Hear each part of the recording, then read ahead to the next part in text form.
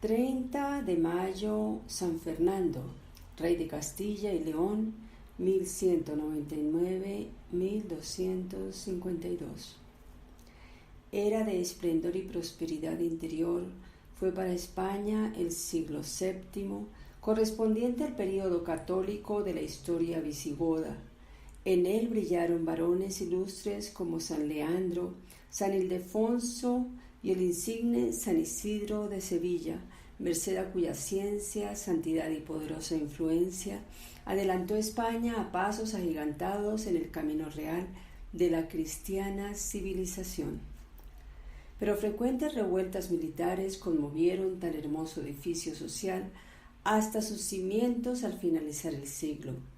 Príncipes ambiciosos escalaban el trono a fuerza de intrigas, sediciones y guerras intestinas, y escudándose en la religión arriana, de la que aún quedaban resabios en medio del pueblo visigodo, se rebelaban contra la moral cristiana y la autoridad de la Iglesia católica. Los árabes tenían noticia de la división política sobrevenida con ocasión de la subida al trono de don Rodrigo, y aprovechándose de esta lucha de partidos, pasaron al estrecho, conquistaron las primeras plazas sin trabajo, por la traición y alevosía de los que las defendían, y en cosa de 2 años sometieron a casi toda España.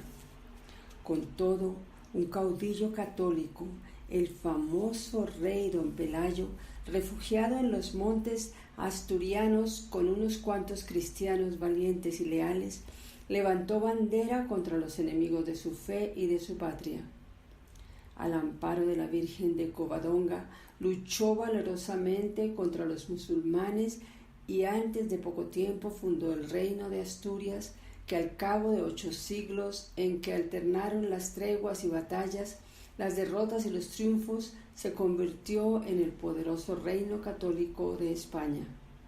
Uno de los héroes que más se señalaron en este larguísimo periodo de guerras por su fe y su valor fue nuestro gloriosísimo y santísimo rey don Fernando III.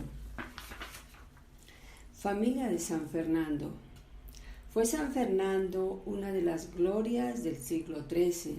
Los primeros años de este famoso siglo presagiaban grandes calamidades para España.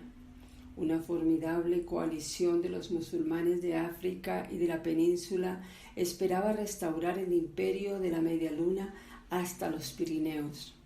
Pero merced a la activa intervención del Papa Inocencio III y de don Rodrigo Jiménez de Rada, arzobispo de Toledo, los reyes cristianos de Castilla, Navarra y Aragón aunaron sus fuerzas y derrotaron a la morisma en la memorable batalla de las Navas de Tolosa.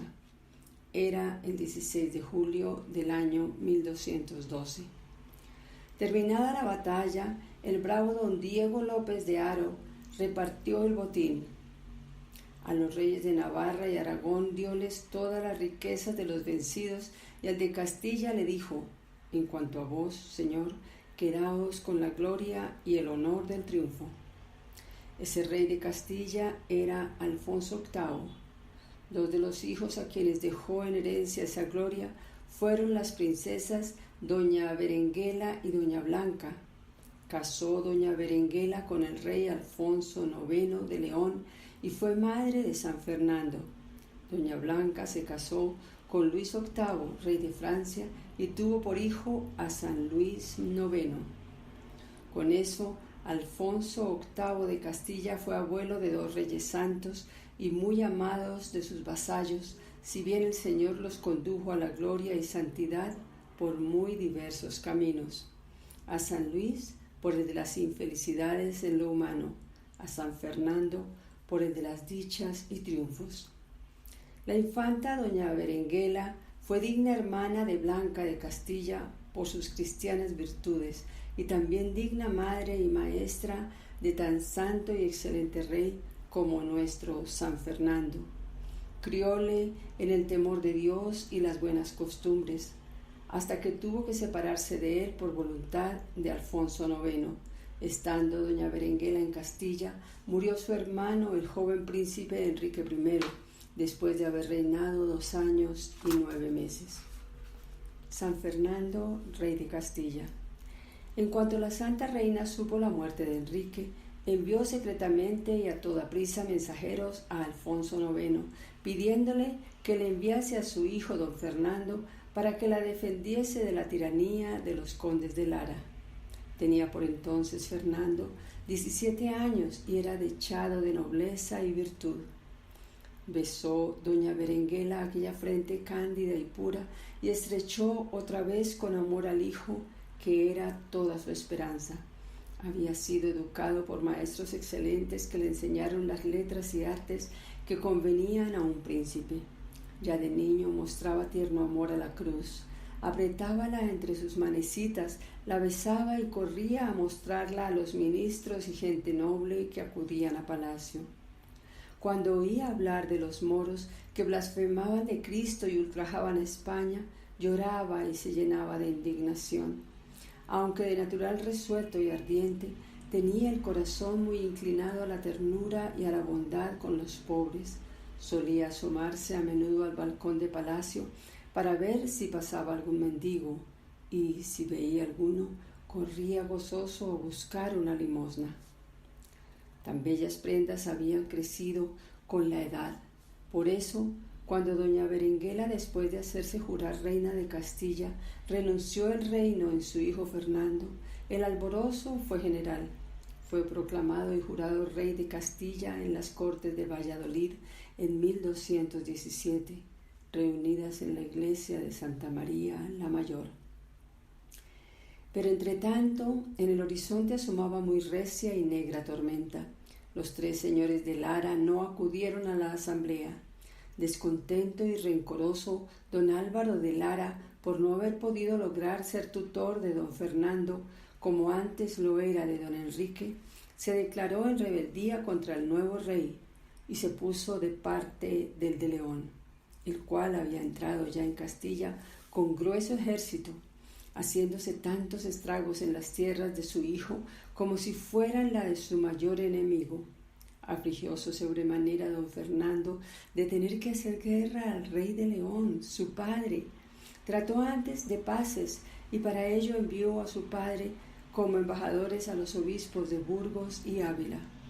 Señor y padre mío, decíale en una carta, ¿cómo es así que estáis tan enojado, que me hacéis guerra sin causa, a mí que soy vuestro hijo y por ningún motivo lo merezco? No parece sino que os da en rostro cuanto de bueno me sucede. Debierais alegraros de tener un hijo rey de Castilla, el cual honrará toda su vida vuestro linaje, porque no hay rey cristiano ni moro que por temor de mí se atreva a haceros guerra. ¿Por qué hostilizáis con tanto enojo este reino? No habéis de temer daños ni guerras de Castilla mientras yo viviere. Pero Alfonso no le dio oídos. Prosiguió sus hostilidades hasta Burgos y pretendió apoderarse de esta ciudad por la fuerza de las armas. Entonces, don López de Haro, partidario de Fernando, juntó a toda prisa un ejército de castellanos y salió al encuentro del invasor, con lo que el rey de León se retiró. El rebelde Álvaro de Lara fue luego vencido y vino a echarse a los pies de don Fernando pidiendo clemencia.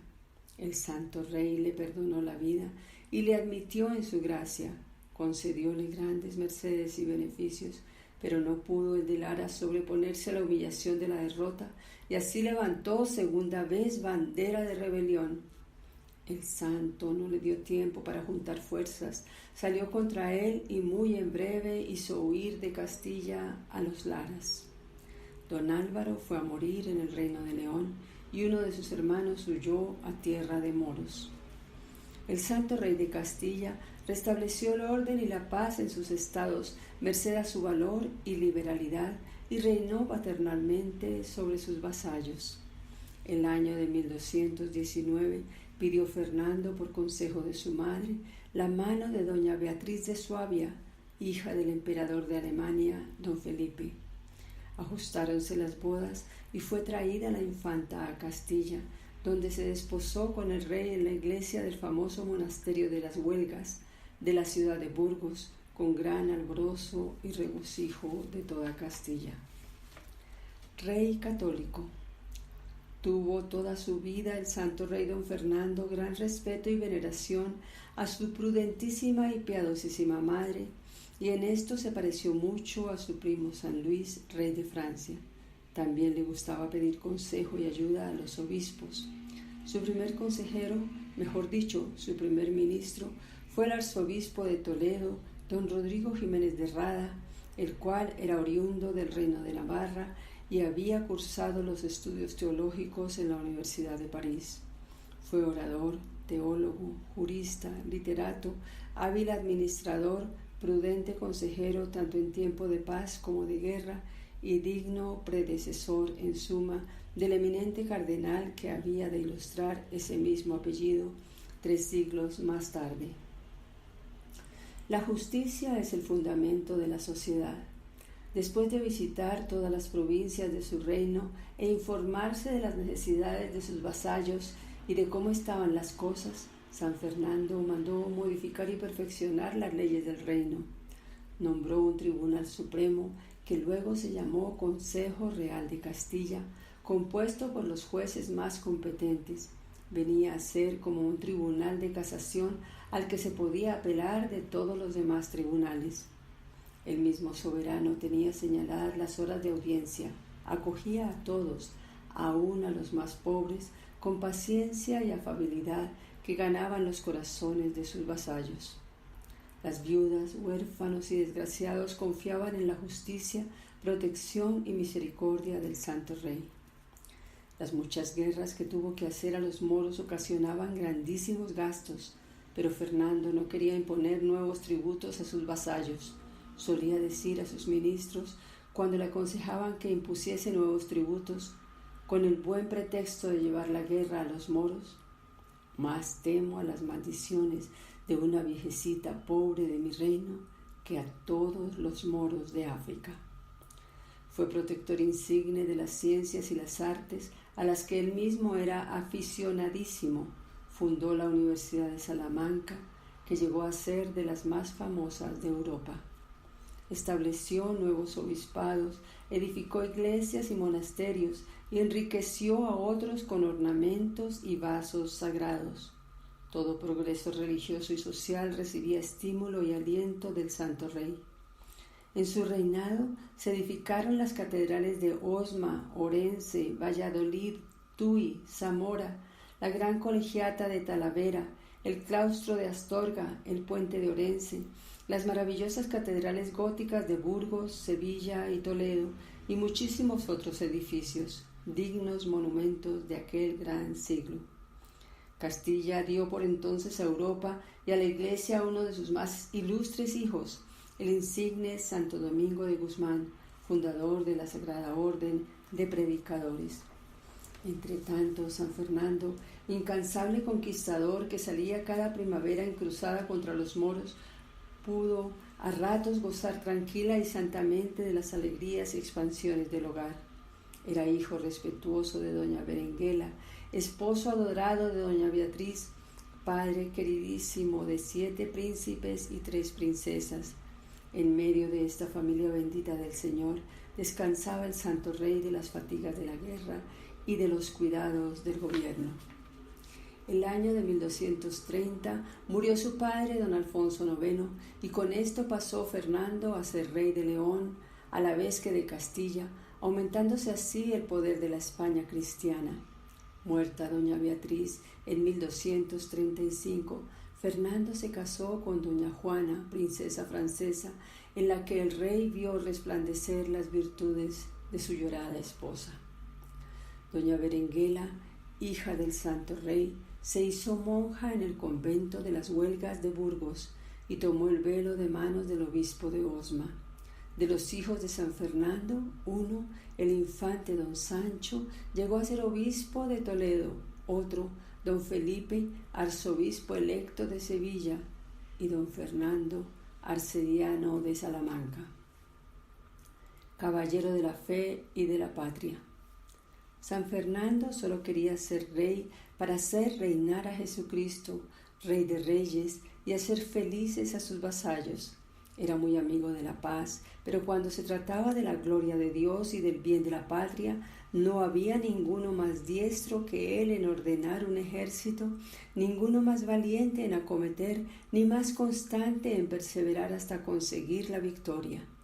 Tú, Señor, decía, sabes que no busco mi gloria sino la tuya, y que no deseo tanto el aumento de mis reinos cuanto el aumento de la fe católica y la religión cristiana. El año 1224 entró en Andalucía.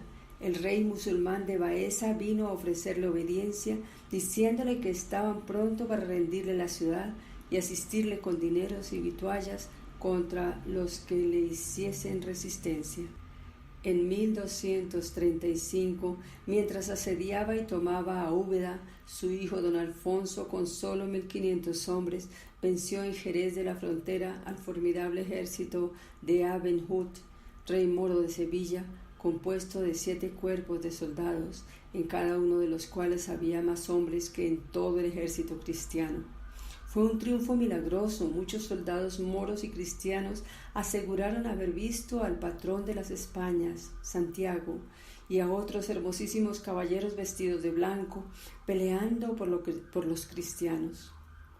Por aquella misma época, el rey de Aragón conquistó los reinos de Mallorca y Valencia. Uno de los primeros días de febrero del año 1236, San Fernando se hallaba en Benavente, cerca de León, y estando para sentarse a la mesa, llegó un caballero a galope para declararle que unos cuantos caballeros cristianos acababan de apoderarse de uno de los arrabales de la ciudad de Córdoba, la antigua capital del Imperio Musulmán de España, con sus 300.000 habitantes. Levantóse el santo rey sin tomar bocado y voló a socorrer a sus intrépidos soldados. Multitud innumerable de guerreros cristianos acudieron a pelear bajo el estandarte de la Santa Cruz y cercaron a la ciudad de Córdoba. Apretaron cada vez más el cerco. La resistencia de los moros fue heroica, pero al fin tuvieron que rendirse. El día 29 de junio, festividad de los santos Pedro y Pablo, el ejército cristiano entró victorioso en la antigua capital de los califas. Hacía 525 años que Córdoba había caído en poder de los infieles. Por mandato del santo rey, el obispo de Osma purificó y consagró la mezquita mayor, dedicándola a María Santísima, y andando los años vino a ser la catedral de Córdoba. 2 siglos antes, Almanzor, conquistador de Galicia, había hecho llevar a hombros de cristianos las campanas de Santiago a Córdoba y las había puesto en la mezquita por lámparas del falso profeta. San Fernando mandó que fuesen restituidas a la iglesia de Compostela a hombros de moros. Tanto el Papa como toda la Europa cristiana aplaudieron estos triunfos de los españoles. Esforzado y piadosísimo guerrero, San Fernando era digno de semejantes victorias. Con sumo cuidado velaba para que en sus ejércitos reinase la piedad y el espíritu cristiano, y él era el primero en dar a todos sus vasallos ejemplos de virtud y santa vida. Llevaba siempre consigo en su corte y en los ejércitos 12 varones sabios y un obispo que era ordinariamente el de Toledo, don Rodrigo Jiménez de Rada, el cual presidía las ceremonias religiosas y velaba por el bien espiritual de los soldados. Bajo su refulgente armamento llevaba San Fernando una coraza de muy diferente materia, un cilicio sembrado de menudas puntas de acero. Añadía frecuentes ayunos y sangrientas disciplinas, y en ocasiones, en víspera de las grandes batallas, pasaba toda la noche en oración. Las victorias que conseguía por sí y por sus capitanes solía atribuirlas a Dios. 3 imágenes llevaba consigo en las batallas: una, la de Nuestra Señora de los Reyes; otra, de plata; y la tercera, de marfil, que portaba en su caballo sobre el arzón de la silla cuando peleaba. Era la de Nuestra Señora de las Victorias. Recibía con los brazos abiertos a los soldados que se habían portado con valor en alguna acción, aunque fuesen de la ínfima categoría. Dábales las gracias y les limpiaba por su mano el sudor y la sangre. Visitábalos en sus cuarteles, más como compañero que como rey, y en los hospitales cuando estaban enfermos, con amor de cuidadoso padre. Dijéronle algunos caballeros que diese más tiempo al descanso, y él les respondió: ya sé que vosotros dormís más, pero si yo, que soy rey, no estoy desvelado, ¿cómo podréis dormir vosotros seguros? En 1241, el valeroso príncipe don Alfonso se apoderó del reino de Murcia en nombre de su señor padre. Habiendo expirado la época de tregua pactada con los moros, San Fernando prosiguió la reconquista de Andalucía y sometió al reino de Jaén en 1245. El rey moro de Granada, Ben Alhamar, vencido en Arjona, vino a echarse a los pies del cristiano rey, quien le dejó el gobierno de aquella comarca con la condición de que fuese aliado y vasallo de Castilla. Una ciudad importante les quedaba por conquistar a los españoles. Era Sevilla, la perla de Andalucía, ciudad por entonces más próspera que la misma Córdoba. Fernando dio principio a su conquista el 20 de agosto de 1247. Tras un año de esfuerzos y encarnizada lucha, la ciudad no pudo resistir más tiempo y se rindió al Santo Rey, a quien hizo entrega de las llaves. Reconoció Fernando que debía esta victoria a la reina de los ángeles y así quiso que ella triunfase. Se dispuso una solemne procesión en que iban delante los capitanes y gente lucida del ejército, marchando en forma militar al son de cajas y clarines. A estos seguían los maestres de las órdenes militares, ricos hombres de Castilla y León, y muchos nobles y caballeros de Aragón, algunos religiosos, el clero y los obispos, e inmediatamente la venerable efigie de Nuestra Señora de los Reyes en un carro triunfal de plata. Algo detrás, al lado derecho, el santo rey don Fernando, con la espada desnuda, y al lado izquierdo el príncipe don Alfonso y los infantes, y luego seguía innumerable pueblo. Los moros que lo desearon tuvieron libertad para partirse llevando todas sus riquezas. Más de 300,000 pasaron al reino de Granada o al África, pero luego vino a Sevilla tanta gente de Vizcaya, Asturias, Castilla y León, que no se echó de menos la multitud de moros que la habían dejado. San Luis, rey de Francia, dio cordial enhorabuena a su primo victorioso y le envió un fragmento de la sagrada corona de espinas y otras preciosísimas reliquias que San Fernando mandó colocar en la catedral de Sevilla. Preciosa muerte. Habiendo echado el santo rey a los moros de casi toda España, trataba de pasar al África a continuar sus conquistas y plantar en ella la fe, pero había llegado para él la hora del sempiterno descanso. Sobrevínole devoradora hidropesía, y antes que lo mandasen los médicos hizo confesión general para morir y pidió la Sagrada Eucaristía. Al entrar el Santísimo Sacramento en la sala, se arrojó el santo rey de la cama y, postrado en tierra, se puso al cuello una soga, pidió perdón por sus culpas y, habiendo hecho protestación de la fe católica, recibió el viático con grandísima devoción. Llamó luego a la reina doña Juana y a todos sus hijos, despidióse de ellos dándoles buenos consejos, y a su sucesor Alfonso le hizo un discretísimo razonamiento, recomendándole respetar las franquicias y libertades de sus vasallos, mostrarse padre de sus hermanos y honrar a la reina doña Juana como a su madre. Cuando sintió que se acercaba a su postrer instante, tomó en su mano un Santo Cristo y le hizo esta oración: Señor, tanto padeciste por mí, y yo, ¿qué he hecho por ti? Dísteme, Señor, el reino que no tenía, y más honra y poder que no merecía. Ofrezco ahora en tus manos mi alma y pido perdón de mis culpas a ti, Señor, y a todos los circunstantes. Mandó luego a la clerecía que cantase el Te Deum Laudamus, y al segundo verso inclinó la cabeza y dio su espíritu al Señor un jueves 30 de mayo de 1252.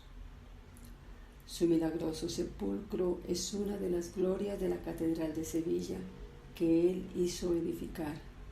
Este gloriosísimo y santísimo rey fue canonizado por el Papa Clemente X el año de 1671.